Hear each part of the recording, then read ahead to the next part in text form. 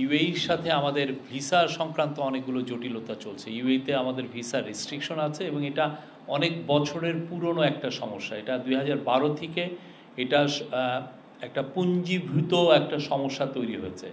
এর ফলে এখন দেখা যাচ্ছে যে যারা সি ফেরার, যারা ক্রু, তারাও অনেক ক্ষেত্রে ভিসা পাচ্ছেন না। সবার জন্য ভিসা একটা বড় ইস্যু হয়ে দাঁড়িয়েছে।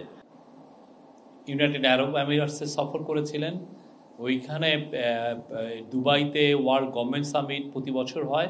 তো ওয়ার্ল্ড গভর্নমেন্ট সামিটেরকে উপলক্ষ করেই ওনার একদিন ব্যাপী, প্রায় আমি বলবো যে প্রায় 1.5 দিন ব্যাপী একটা ট্যুর ছিল।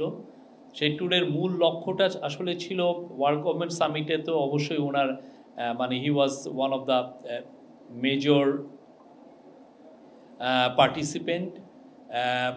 এছাড়াও ওনার আমাদের তরফ থেকে মূল লক্ষ্য ছিল যে আপনি জানেন ইউএইর সাথে আমাদের ভিসা সংক্রান্ত অনেকগুলো জটিলতা চলছে। ইউএইতে আমাদের ভিসা রেস্ট্রিকশন আছে এবং এটা অনেক বছরের পুরনো একটা সমস্যা। এটা 2012 থেকে এটা একটা পুঞ্জীভূত একটা সমস্যা তৈরি হয়েছে। এর ফলে এখন দেখা যাচ্ছে যে যারা সি ফেরার, যারা ক্রু, তারাও অনেক ক্ষেত্রে ভিসা পাচ্ছেন না। সবার জন্য ভিসা একটা বড় ইস্যু হয়ে দাঁড়িয়েছে। তো এইটা চিফ অ্যাডভাইজার মহোদয় এটা ওনার সাথে যখন মন্ত্রীদের কথা হলো, এই বিষয়টা উনি বারবার উঠিয়েছেন এবং আমরা বলবো যে এই বিষয় নিয়ে সিরিয়াস আলাপ হয়েছে এবং এই আলাপগুলো সামনে আরও চলবে। তো এই আলাপের পরিপ্রেক্ষিতে আমরা ওদের সাথে অনেকগুলো আলাপই করছি। ওদের সাথে আমাদের একটা ফ্রেশ একটা স্টার্ট করার আমরা চেষ্টা করছি এবং হচ্ছে, এবং কম্প্রিহেন্সিভ ওদের সাথে আমাদের একটা ডায়ালগ হচ্ছে। আমরা চাচ্ছি যে ওদের সাথে আমাদের যে সম্পর্ক এটা যাতে আরও আপগ্রেডেড হয়। এর ফলে কয়েকটা বিষয় হবে, সেটা হচ্ছে আমরা ইউএই থেকে ইনভেস্টমেন্ট আমরা বাংলাদেশে আনতে পারবো। আর দ্বিতীয় হচ্ছে যে আমাদের ইউএইতে আমাদের এখনও যে ভিসা রেস্ট্রিকশন সেটা খুব দ্রুত হয়তো আমরা চাবো যে এটা দ্রুত এটা চলে যাক। তো এইটা ভিসা রেস্ট্রিকশন যদি লিফটেড হয়, আমাদের আবার আশা যে অনেক বাংলাদেশি সেখানে চাকরি পাবেন, ইভেন এর মধ্যে স্কিল লেবার এরাও অনেক চাকরি পাবেন। এটার জন্য প্রফেসর ইউনূস অলরেডি তার যে স্পেশাল অ্যাম্বাসাডার আছেন, এনভয় আছেন, লুৎফে সিদ্দিকে এই বিষয়ে উনি অ্যাসাইন করেছেন এবং লুৎফে সিদ্দিকি ওইখানে 4-5 জন মিনিস্টারের সাথে কম্প্রিহেন্সিভ কথা বলেছেন। তো এই কম্প্রিহেন্সিভ কথার আলোকে যেটার আউটকাম সেটা হচ্ছে যে তারা এখন বাংলাদেশের ব্যাপারে, বাংলাদেশের সাথে সম্পর্কর ব্যাপারে আরও একটু সিরিয়াস, এবং সেক্ষেত্রে আমরা আশা করতে পারি যে ইউএইর সাথে আমাদের যে সম্পর্কটা যেটা একদম তলানিতে চলে গিয়েছিল সেটা আবার সেই আরও একটু বেটার জায়গায় যাবে, যেখানে আমরা তাদের সাথে একটা আমাদের ট্রেড রিলেটেড কোঅপারেশন বা ইনভেস্টমেন্ট, এবং সেক্ষেত্রে এবং আমাদের জনসম্পদ রপ্তানির ক্ষেত্রে নতুন দুয়ার উন্মোচিত হবে। আজকে আরেকটা বিষয় সেটা হচ্ছে যে আপনারা জানেন আইসিটি মন্ত্রণালয়কে ঘিরে, আইসিটি এবং ডিজিটালাইজেশনকে ঘিরে আমরা অনেকগুলো পত্রিকায় দেখি যে প্রচুর আমরা অনিয়ম এবং করাপশনের কথা আমরা শুনি। এটা অনেকগুলো রিপোর্ট হয়েছে, আমরা এটা দেখেছি। তো এই বিষয়ে প্রফেসর ইউনূস চাচ্ছিলেন যে এটা একটা শ্বেতপত্র যাতে হয়, এটা ইন্টারিম গভর্নমেন্টের একটা ডিসিশন, যাতে একটা শ্বেতপত্র তৈরি করার আমরা প্ল্যান নিচ্ছি, এবং এই শ্বেতপত্র তৈরি করার জন্য একটা হাই পাওয়ার কমিটি, আপনারা দেখবেন 1-2 দিনের মধ্যে এটা একটা হাই পাওয়ার কমিটি করার চিন্তাভাবনা আছে। এবং এই কমিটিতে ওয়ার্ল্ডের সুনামধন্য ইকোনমিস্ট যারা এই আইসিটি নিয়ে কাজ করেন তাদেরকে ইনক্লুড করা হবে। তাদের মূল কাজটা হচ্ছে যে এই যে ডিজিটালাইজেশন, ডিজিটাল বাংলাদেশের নামে যে ধরনের অনিয়ম এবং করাপশন হয়েছে, সেই করাপশনকে কিভাবে করেছে, কত টাকা এখান থেকে পাচার হয়েছে, কিভাবে সুনির্দিষ্ট করাপশনে কোন কোন জায়গায় বেশি বেশি মানি পিলফার হয়েছে, সেই পুরো জিনিসগুলো দেখা, এবং এর ফলে আমরা কতটা অ্যাফেক্টেড হয়েছি পুরো একটা, তারা এই কমিটি একটা পুরো একটা 1-2 মাসের মধ্যে তারা একটা হোয়াইট পেপার প্রেজেন্ট করবে। এর বাইরে আমাদের আর তেমন আজকের কিছু নাই। আপনাদের যদি প্রশ্ন থাকে আমাদেরকে করতে পারেন। আপনারা জানেন যে প্রফেসর ইউনূস একটা পুরো যে এই গত রেজিমের সময় যে পরিমাণ চুরি হয়েছে, করাপশন হয়েছে, তার উপর একটা হোয়াইট পেপার কমিটি করে দিয়েছিলেন ডক্টর দেবপ্রিয়র নেতৃত্বে। তারা পুরো ইকোনমির সমস্ত খাতগুলোই দেখেছে। তো এইখানের এই শ্বেতপত্রটা পুরোপুরি হবে হচ্ছে আইসিটি খাতে, ডিজিটালাইজেশনের খাতে, কিভাবে অনিয়ম হয়েছে, কিভাবে করাপশন হয়েছে।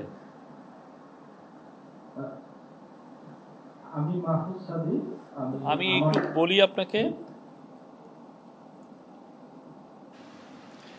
এই শ্বেতপত্রের মাধ্যমে ওই সরকারের সময় সম্পাদিত সকল ধরনের চুক্তি এবং প্রকল্পের ডিপিপি, সকল অডিট রিপোর্ট তদন্ত পদিয়ে করা হবে, তদন্ত খতিয়ে দেখা হবে।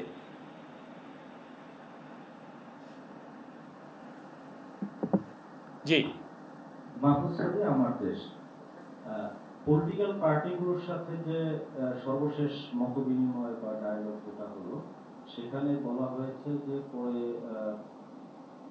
জোটগতভাবে বা দলের সাথেও আলাদাভাবে বৈঠক হতে পারে এবং তাদের থেকে লিখিত প্রস্তাবনার কথা বলা হয়েছে। এই পলিটিক্যাল পার্টিগুলোর সাথে জাতীয় ঐক্যমত্য কমিশনের ডায়ালগ কিভাবে পরবর্তী মানে কোন ভাবে আর কি হবে সেই বিষয়ে। এই বিষয়ে আপনি কনসেনসাস কমিশনের সাথে কথা বলতে পারেন। বাট আমাদের যেটা ধারণা সেটা তারা এটার উপরে যে কিভাবে ডায়ালগটা হবে সেটার আউটলাইন ওরা খুব শীঘ্রই দিবেন। আপনারা তাদের সাথে কন্ট্যাক্ট মেনটেন করবেন যে ওনারাই এটার উপরে সবাইকে জানাবেন।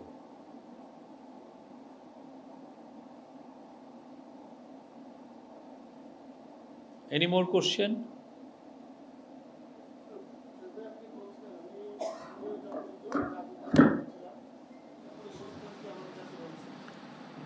না, আপনি জানেন যে ইউএইর ইকোনমি তো খুব ভালোভাবে গ্রো করছে। তো ওদের বাংলাদেশের থেকে ওয়ার্কার নেওয়ার একটা ডিমান্ড অলরেডি আছেই। তো আমরা আশা করছি যে আমাদের সাথে যে টক্সগুলো ফ্রুটফুল হলে এটার দুয়ারটা খুলবে। বাট এখনও টক্সটা চলছে এবং আমি বলবো যে টক্সটা যেটা কথাবার্তা হচ্ছে এটা একটা পজিটিভ ডিরেকশনে আছে। এই জিনিসটা তো পুরোপুরি তলানিতে চলে গেছিলো, এইটা নিয়ে কোনো কথাই হতো না। এবং এই ক্ষেত্রে দেখা যাচ্ছে যে আমাদের যারা এসেনশিয়াল লোক যারা ওইখানে যায় তারাও অনেক ক্ষেত্রে ভিসা পাচ্ছিলেন না। এই অবস্থা এতটা খারাপ পর্যায়ে চলে গেছিলো। আমরা সেই জায়গার থেকে রিটার্ন করেছি।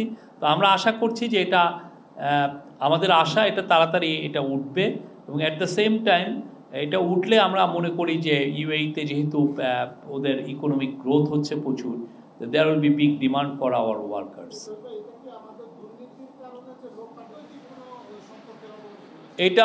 এটা পুরোটাই ওই গভর্নমেন্টের সময় থেকে ওনারা এটা ভালো বলতে পারবেন। বাট আমরা যেটা জেনেছি অনেকগুলো ফ্যাক্টর ছিল সেগুলোর।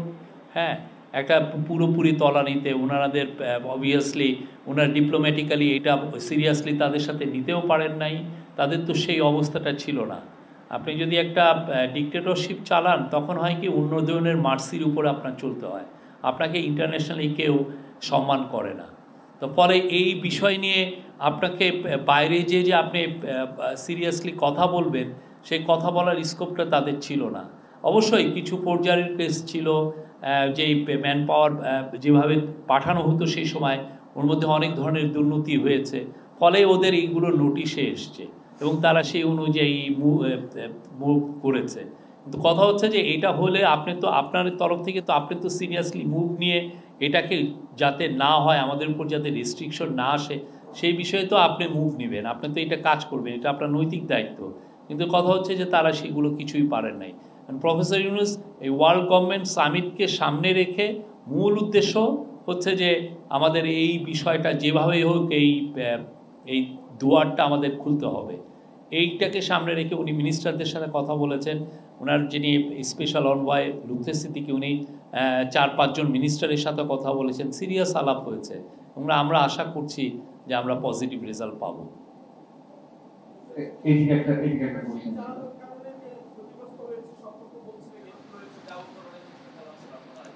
মালয়েশিয়া? দেখেন না, আপনি মালয়েশিয়ার সাথে দেখেন, বাহরাইনের সাথে তো অনেক দিন বন্ধ, আপনারা দেখেন এগুলো তো অনেকগুলো হয়েছে।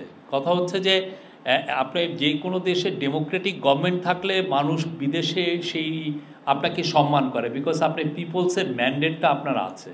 তো সেখানে তো তাদের পিপলসের কোনো ম্যান্ডেট ছিল না। হ্যাঁ, আর যে ধরনের স্টোরি বাইরে যেত তাদের সম্পর্কে, তাহলে ফলে ইন্টারন্যাশনালি তাদেরকে তো কেউ করে নাই। তা আমরা প্রফেসর ইউনূসের ফরেন পলিসির একটা মূল লক্ষ্য হচ্ছে যে গ্লোবালি আমাদের ইমেজটাকে বাড়ানো, সেই লক্ষ্যে কাজ করা হচ্ছে। চারটা সফর উনি করেছেন। উনি ইউএন জেনারেল অ্যাসেম্বলিতে গিয়েছেন, উনি ড্যাভোসে গিয়েছেন, ওয়ার্ল্ড ইকোনমিক ফোরামে মিটিংয়ে, অ্যানুয়াল মিটিংয়ে গিয়েছেন, উনি বাকিতে COP29 গিয়েছেন, এবং উনি D8 মিশরে যে সামিটটা হলো কায়রোতেও সেখানে গিয়েছেন।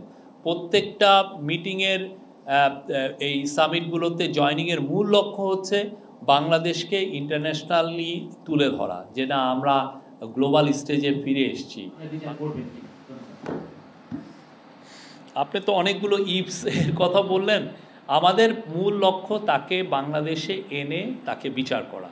এবং আপনারা জানেন কিছুদিন আগে ইউনাইটেড নেশনসের যে হিউম্যান রাইটস অফিসের যে রিপোর্ট হয়েছে তাতে স্পষ্ট কী ধরনের ক্রাইম উনি করেছেন। তো উনি ওরা যেটা বলেছে যে তাকে অ্যাকিউজ করা হচ্ছে যে উনি ক্রাইমস এগেন্স্ট হিউম্যানিটি করেছেন। এটা কিন্তু খুবই বড় ভয়ঙ্কর রকমের একটা ক্রাইম। আপনি মানবতার বিরুদ্ধে আপনি ক্রাইম করেছেন। তো সেই এখন যেটা হয়েছে যে ইউএন রিপোর্টের পরে এবং কিছু কিছু হিউম্যান রাইটস গ্রুপের রিপোর্টের পরে প্রচুর প্রেশার তৈরি হচ্ছে, এবং এই প্রেশারের একটা আপনারা ইন্ডিকেশন দেখেছেন যে একটা ইন্ডিয়া টুডে একটা সার্ভে করেছে, সেখানে দেখা যাচ্ছে যে 55% চান যে তাকে বাংলাদেশে ফেরত পাঠাতে, আবার সার্টেন পার্সেন্টেজ চাচ্ছেন যে তাকে অন্য দেশে দিতে, মানে মাত্র 16 না 17% চাচ্ছেন যে সেই ইন্ডিয়াতে থাকুক। এই স্পেকুলেশন নিয়ে তো আসলে কমেন্ট করা ঠিক না। যদি এই কংক্রিট কিছু হয় আপনারা জানবেন। আমরা যে কোনো সাংবাদিকতা নিয়ে, ফ্রিডম অফ প্রেস নিয়ে যে কোনো রিপোর্টকেই আমরা সাধুবাদ জানাই।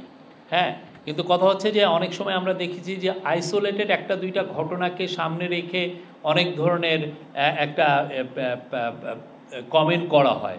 আমরা সিপিজিকে আহ্বান করব তারা যেন বাংলাদেশে এসে তারাই দেখে যায় যে বাংলাদেশে ফ্রিডম অফ প্রেসের অবস্থাটা কী। আমরা মনে করি এখন বাংলাদেশে ফ্রিডম অফ প্রেস বা জার্নালিস্টরা যে ফ্রিডমটা এনজয় করছেন, এটা গত 53 ইয়ার্সে আমাদের 1971 সালে আমাদের স্বাধীনতার পরে এত বেশি এত ফ্রিডম কোনোদিন কেউ এনজয় করেননি। আমরা কেউ বলতে পারবে না যে আমরা কোনো পত্রিকাকে বলেছি যে আপনার এই রিপোর্টটা নামান। আমরা কাউকে থ্রেট করেছি, কাউকে ইনফ্লুয়েন্স করেছি, কাউকে প্রেশার করেছি, এরকম কোনো ঘটনা হয়নি। আর বাইরে যেটা হয়েছে যে দু একটা আইসোলেটেড ইনসিডেন্টে সাংবাদিকরা কিছু কিছু ক্ষেত্রে অ্যাটাকের শিকার হয়েছেন, সেটার বিষয়ে আমরা পুলিশকে দিয়ে তদন্ত করিয়েছি। কিছু কিছু ক্ষেত্রে আমরা দেখছি যে সাংবাদিকরাও কমপ্লেন লজ করতে চান না। আমাদেরকে একটা সাংবাদিকদের একটা প্রতিষ্ঠান আমাদেরকে কয়েকটা কেস বলেছিল, আমরা সাথে সাথে তাদেরকে জানিয়েছি, পুলিশকে জানিয়েছি যে এই কয়েকটা কেসের কথা হয়েছে, এবং আমরা পুলিশ বলেছে যে সেক্ষেত্রে যখন তারা সাংবাদিকদের সাথে কথা বলেছে অনেক ক্ষেত্রে সাংবাদিকরাই কমপ্লেন লজ করেননি। আমরা চাই সাংবাদিকরা কোনো রকমের ইন্টিমিডেশন, কোনো রকমের থ্রেট, কোনো রকমের অ্যাটাক ছাড়া তারা নির্বিঘ্নে তাদের জার্নালিজম করবেন এবং তারা সব ধরনের রিপোর্ট করবেন। আমাদের এটা যদি আমাদের এগেনস্টে আসে মোস্ট ওয়েলকাম, যদি ক্রিটিক্যাল রিপোর্ট হয়। আমরা সবার ফ্রিডমে বিশ্বাসী।